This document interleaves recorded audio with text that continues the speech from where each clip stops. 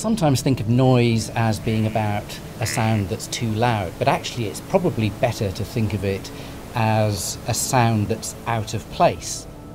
The problem is with noise is that one person's noise is another person's music. Most of us would probably think that the sound of traffic or machinery or industry is noise. It's unpleasant, it's out of place, we don't want it. If you start to think about the sounds that we make as humans and you start to define some of those as noise, then all sorts of trouble starts. So noise can divide us, but it can also bring us together. My name is Cheryl Tipp and I'm Curator of Natural Sounds at the British Library.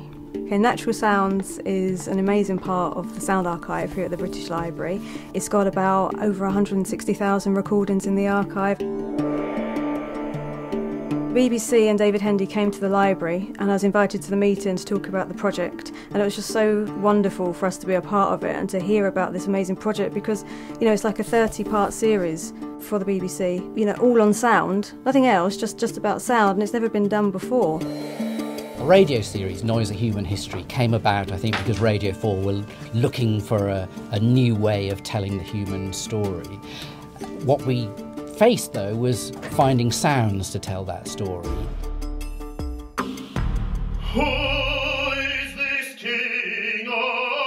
With Noise, it wasn't just about the archival recordings that were provided by the British Library, it was also about field recordings that David and his team made.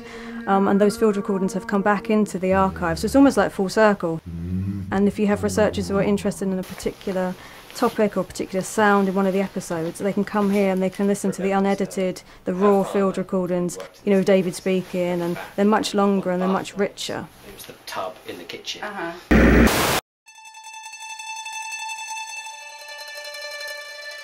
When you've got a series which is running over several weeks and you've got on Radio 4 2.5 million people listening, you're going to get a huge range of responses and reactions to it.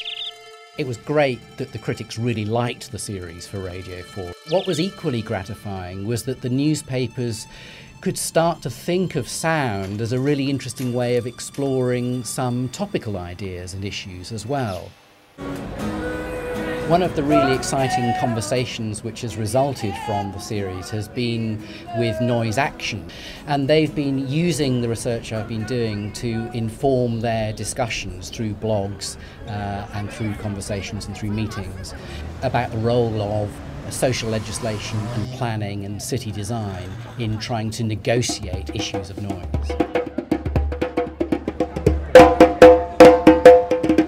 Obviously, in concrete terms, the series has left behind a set of recordings at the British Library, but I'm also hopeful that the series has contributed to a much broader debate about the art of listening and the importance of listening to sound differently, not dismissing certain sounds that we don't like as noise, but trying to listen more tolerantly and to unpack some sounds that we might think of as meaningless, and to start to decipher meaning and value in those sounds.